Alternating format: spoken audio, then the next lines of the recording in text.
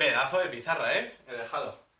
Habéis visto, hola a todos, habéis visto el anterior vídeo donde hago la presentación a lo que yo llamo, no es que haya hecho un superinvento, el primer concepto del electromagnetismo, y si no quedaron claros los conceptos, especialmente de la regla de la mano derecha, pues para eso tenemos esta pizarra donde lo voy a explicar muy en detalle, y como me gusta hacer en clase, pues una pizarra en la que intente englobar el mayor conocimiento o conocimiento resumido posible.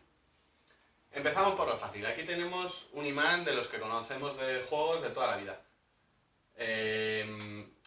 Aceptamos como convención que el campo magnético sale por el norte y entra por el sur. Es lo que represento con este dibujo. Imaginaos que este es el típico imán, el de los dibujos animados de dos colores. ¿Qué estoy representando con las líneas negras? Pues las líneas de fuerza del campo magnético, el flujo magnético. ¿Cómo llamamos al flujo magnético? Phi. ¿En qué unidades se medía? En Weber. Pero tenemos otra unidad mejor, que es la inducción electromagnética, letra B, medido en la unidad de Tesla. Tesla siempre de moda últimamente. Pues Tesla tiene, en homenaje a él, tiene una unidad que es la unidad de inducción electromagnética. ¿Qué es un Tesla? Pues un Tesla es un Weber partido por metro. Es decir, es una forma de cuantificar algo en comparación con algo. Siempre lo explico con una analogía respecto a los lúmenes y los luxes, que en electricidad estamos más habituados. Nosotros tenemos una lámpara y da luz, da un flujo luminoso por todas partes. Para allá, no lo vemos, pero es tridimensional, ¿no? El flujo que saca la luz, el flujo luminoso que saca una lámpara. Pero a mí no me importa la luz aquí cerca o allí, yo la quiero en un sitio en concreto. Pues con eso tenemos el luxómetro. El luxómetro nos mide lúmenes referenciados a una superficie, a un área, para decir cuánta luz tengo aquí, en este lugar. Imaginemos, tengo este libro, pues ¿qué luz está incidiendo aquí? Eso lo mediría en luxes. Pues es lo mismo la inducción electromagnética. Por cierto, ahora que me acerco, veis que voy vestido la típica camisa de profesor de electricidad y electrónica. Si me está viendo algún amigo, que sé que me ven, sabrá a qué me refiero. Es la clásica camisa de profesor de electricidad y electrónica.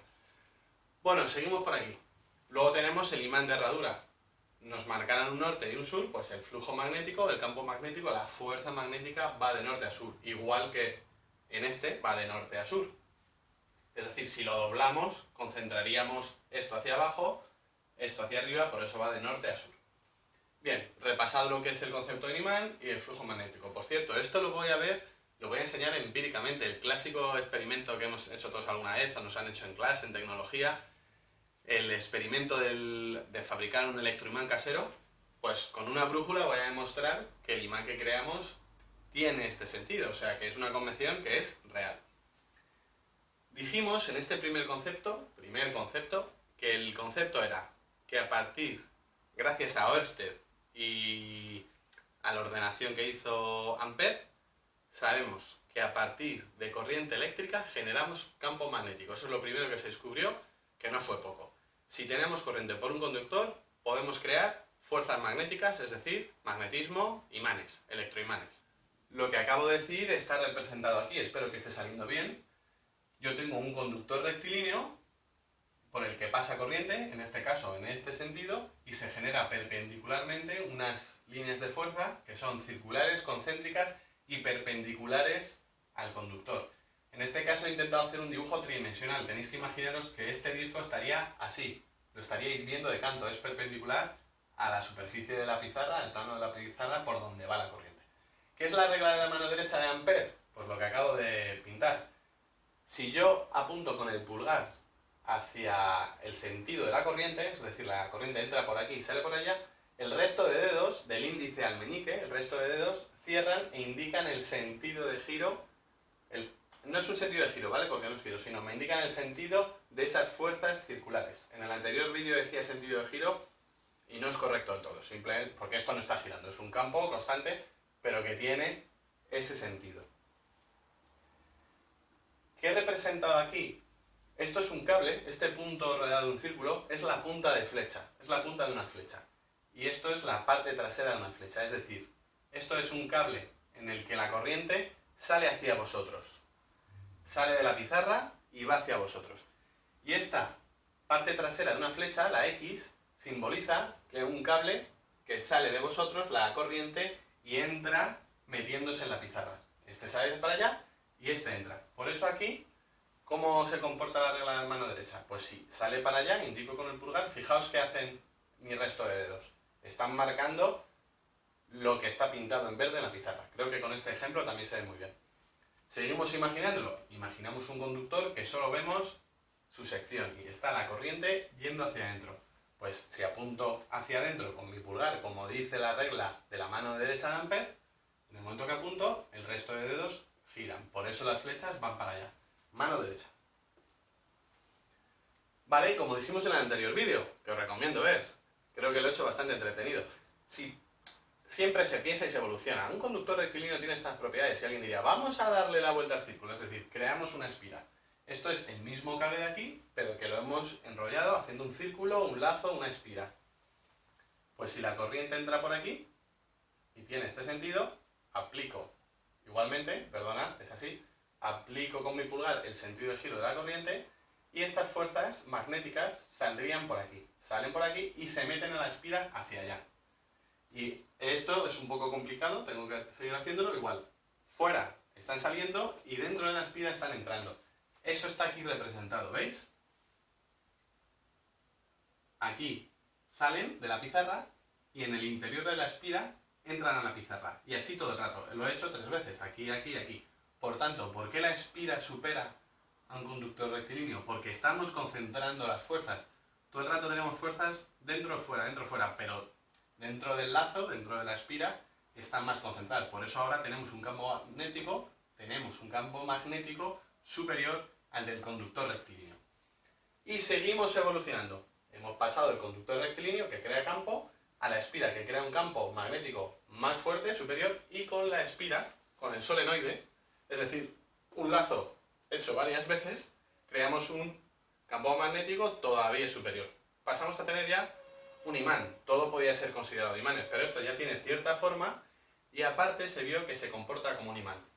Lo que he representado aquí es equivalente a esto. Esto era un imán natural y esto es un imán artificial, un electroimán. Nosotros hemos creado un imán a partir de hacer pasar corriente eléctrica por una espiral.